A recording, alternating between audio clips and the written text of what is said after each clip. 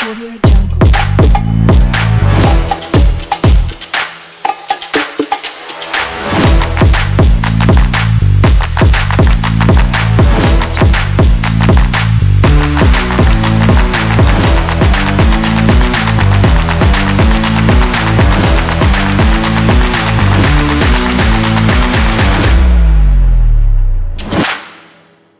Hello guys, कैसे हो आप सभी। उम्मीद करता हूँ आप तड़कते फड़कते मस्त रहोगे। पिछले वीडियो में हमने क्या देखा, हमने देखा कि यार नोड जेएस में वर्जनिंग कैसे काम करता है। हम बोलते हैं ना वर्जन्स होते हैं, वर्जनिंग कैसे काम करता है। तो हमने वो चीज़ पूरे इन डेप्थ देखा। हमने देखा पैच क्या होता है, हमने देखा मेजर वर्जन क्या होता है, माइनर वर्जन क्या होता है। अब घुसेंगे हम प्रॉपर बैकएंड में। हमने तो अभी चलो नोड जेएस का लाइक फंडामेंटल्स बोल सकते हैं, फंडामेंटल्स पे ध्यान दिया। अभी प्रॉपर बैकएंड क्या चीज़ें होती है, कैसे चीज़ें चलती है बैकएंड में, what is the client server architecture, उस चीज़ पे फोकस करेंगे। तो आज की इस वीडियो में मैं वही चीज़ों पे बात करने वाला हूँ। तो बिना कुछ देरी किए चलते हैं मेरी कंप्यूटर स्क्रीन पर। तो यार आज हम देखने वाले हैं कि रेस्ट एपीआई क्या होती है नोड में।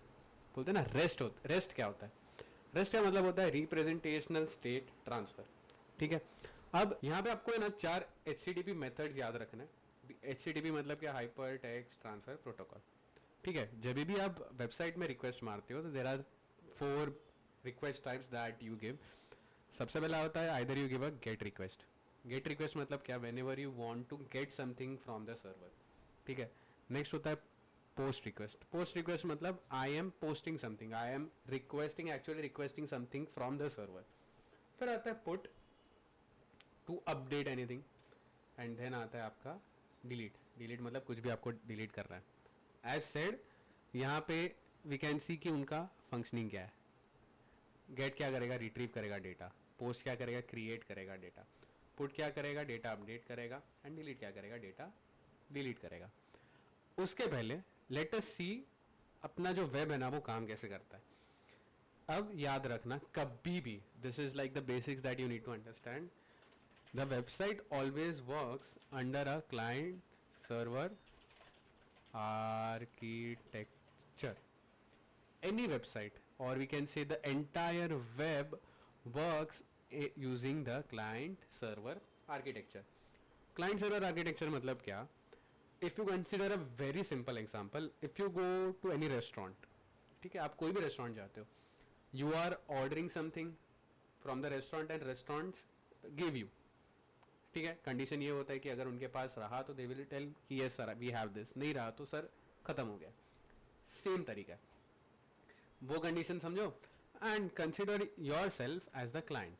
क्लाइंट मतलब क्या, आप नॉर्मली कोई बिजनेस भी करते हो तो क्या होता है कि आपका जो सामने वाला है जो आपको आपसे चीज़ें बनवा रहा, तो वो आपका क्लाइंट हुआ ना। You are giving them the things, तो he is requesting you something. वही चीज़ है कि क्लाइंट होता है एंड एक सर्वर होता है। And normally in web we are the client, ठीक है, users are the client and server. If एक talk about let's say google.com, normally हम जब गूगल सर्च करते हैं तो वहाँ पे सर्वर होता है गूगल का। आप जा रहे हो यूट्यूब पे कोई भी वीडियो का टॉपिक सर्च कर रहे हो तो वहाँ पे सर्वर होगा यूट्यूब का, जहाँ पे आप रिक्वेस्ट भेज रहे हो and based on the condition या बेस्ड ऑन द अवेलेबिलिटी वो आपको रिस्पॉन्स दे रहा है। ठीक है, this is how basic client server architecture works. अब क्लाइंट सर्वर आर्किटेक्चर में क्या होता है कि जब भी क्लाइंट रहता है ना, रिक्वेस्ट देता है, ठीक है, whenever the client gives the request, ये होता है हमेशा, this request is always a sorry not post, get request, GET, या मैं इसको एक काम करता हूँ, I will just write it. ये होता है गेट, EGT नहीं भाई, get. Client always wants a get request कि हाँ मुझे ये चीज़ें दो, ठीक है, एंड सर्वर भी वो चीज़ें आपको दे देता है। ठीक है, अब यहाँ पे we can say not get but it actually gives 2 requests कि if I go here and if I write github.com/codingganda, या what I do if I write interview questions on React, ठीक है, I am the client, I am requesting something from the server, I just press enter. तो client क्या कर रहा है, वो एक रिक्वेस्ट कर रहा है फ्रॉम द सर्वर। ठीक है, यहाँ पे it is giving a post request to the server कि I want this, and based on the response उसे वो गेट रिक्वेस्ट मिल रही है, ठीक है। अब ये बेसिक हुआ गेट एंड पोस्ट रिक्वेस्ट का। Now let us get into the update या put and the delete request. अब क्या होता है, नॉर्मली बात करते हैं कि अगर हमें कोई भी चीज़ें अपडेट करनी है, ठीक है। If I go to to do, Microsoft का जो टू डू है उसका एग्जांपल लेते हैं। मेरा अभी तो आज कुछ काम नहीं था, ये तो चलो कॉलेज का था, येलो बुक का, वो छोड़ो, माई डे पे जाता हूँ। And if I add a task, let say my task is to shoot 2 videos and enter किया, ठीक है। अब यहाँ पे यू कैन सी कि I have a functionality to edit it. यहाँ पे टॉप राइट में you can see I can edit it. Shoot 2 videos की जगह पे मैं लिखूँ shoot 2 videos and 2 reels. When I press enter, वो यहाँ पे भी अपडेट हो रही है, ठीक है। तो क्या होता है, यहाँ पे मैं चीज़ें अपडेट कर रहा हूँ, ठीक है। Whenever you are updating, एक चीज़ याद रखना कि हमेशा कोई भी चीज़ आप अपडेट करोगे तो वो हमेशा it will be updated on the basis of ID. For example आप स्कूल में थे या स्कूल में हो अभी भी, आई डोंट नो, तो होता है ना कि एक स्कूल में या एक क्लासरूम में there are different people with the same name. मतलब मेरे स्कूल में होता था, देर वर आई गेस आर्यन नाम के 3-4 बच्चे थे क्लास में, एंड कॉलेज में भी आदित्य नाम के बहुत सारे बच्चे थे क्लास में। अभी नाम तो सेम है, हो सकता है इन सम केसेस की सरनेम तक सेम हो, आदित्य त्रिवेदी नाम के भी बहुत सारे लोग हो सकते हैं। अब एक साथ ही तुमने अगर 10 आदित्य त्रिवेदी को खड़ा किया, हाउ विल यू आइडेंटिफाई कि तुम्हें जो आदित्य त्रिवेदी चाहिए वो कौन सा है? वैसे तो नाम और सरनेम से तुम बोलोगे आदित्य त्रिवेदी तो 10 आदित्य त्रिवेदी खड़े हो जाएंगे, वैसे तो नहीं कर सकते। बस हमारे कॉलेज में और स्कूल में भी होता था ना कि हर एक को एक अलग रोल नंबर दिया जाता था, ठीक है, कि रोल नंबर 15 वाला आदित्य त्रिवेदी या रोल नंबर 25 वाला आदित्य त्रिवेदी। तो दोनों का roll number would be different, भले नाम एंड सरनेम भी सेम हो जाए, ठीक है। So whenever you are updating something, you can always और you have to always update the things based on the ID. ID लेके आपको अपडेट करना पड़ेगा। क्यों?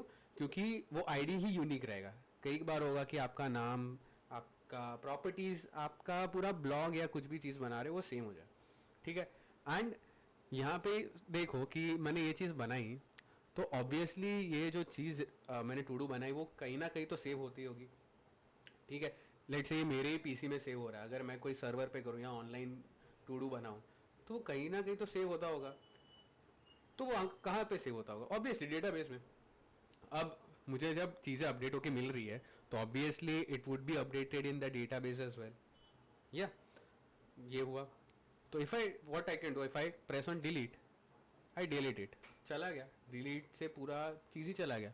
तो क्या हुआ कि जब भी मैंने डिलीट किया तो वो चीज़ मेरे डेटाबेस से भी डिलीट हुई, एंड मैंने डिलीट पे क्लिक किया तो क्या हुआ, जो पर्टिकुलर टू डू बनाया था वही डिलीट हुआ, ठीक है।